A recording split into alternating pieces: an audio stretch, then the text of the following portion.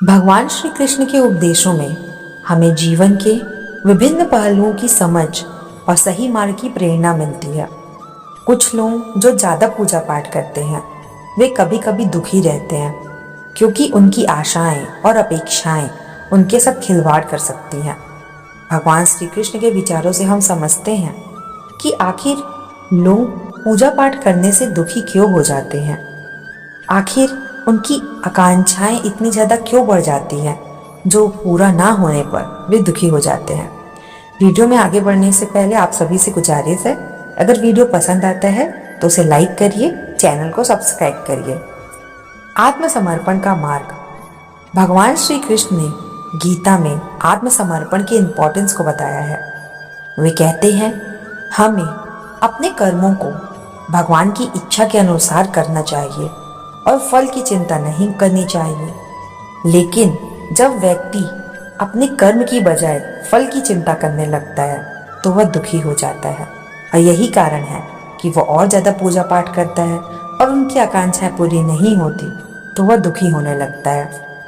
एक व्यक्ति जो दिन रात भगवान की पूजा पाठ में व्यस्त रहता है वह जरा सा भी आत्मसमर्पण नहीं करता।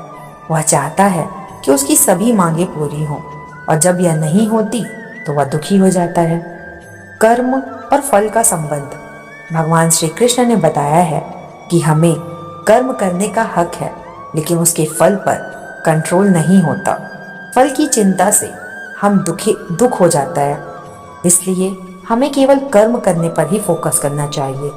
एक व्यक्ति जो भगवान की भक्ति में विश्वास रखता है वह बिना किसी उम्मीद के फल की प्राप्ति के लिए कर्म करता है। वह निरंतर पूजा पाठ में लगा रहता है लेकिन उसकी आशाएं उसके साथ खिलवाड़ करती हैं।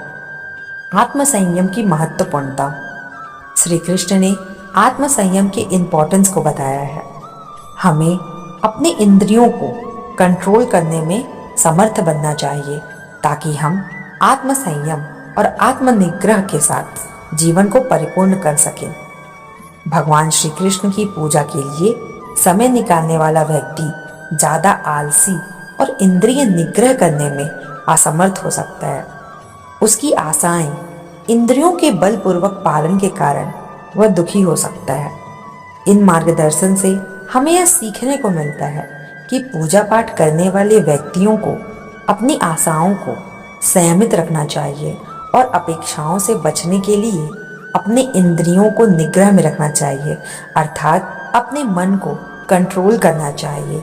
संयमित होकर बैलेंस से अपनी इच्छाओं को, अपने विश को भगवान के सामने रखना चाहिए।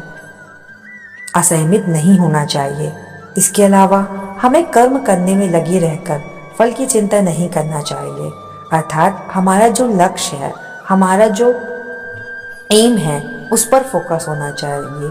उसके लिए प्रतिदिन मेहनत करना चाहिए, परिश्रम करना चाहिए और उस फल की चिंता नहीं करनी चाहिए, बल्कि हमें उस फल को प्राप्त करने के प्रोसेस को ध्यान में रखना चाहिए। आत्मसमर्पण के साथ भगवान की आराधना करनी चाहिए। एक यही तरीका है जिससे हम जीवन में सुख और शांति प्राप्त कर सकते हैं और अपने उद्देश्य की प्राप्ति कर सकते हैं। राधे राधे।